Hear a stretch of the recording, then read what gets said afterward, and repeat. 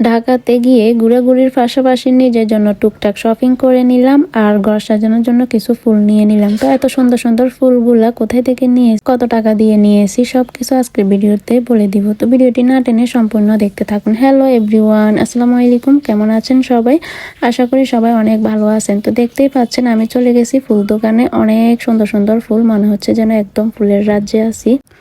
তো এই সুন্দর সুন্দর ফুলগুলো নিতে চাইলে আপনাকে সোজা চলে যেতে হবে ঢাকা উত্তরা রাজলক্ষ্মী শপিং মহলে।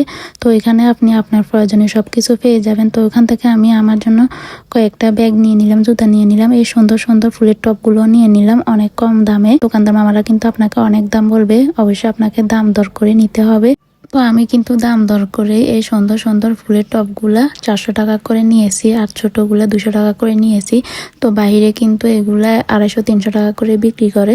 তো আপনারাও চাইলে এই সুন্দর সুন্দর ফুলগুলা নিয়ে নিতে পারবেন। তো আমার ভিডিওটি ভালো লাগলে সবাই আমার ইউটিউব চ্যানেলটি সাবস্ক্রাইব করে আমার পাশে থাকবেন।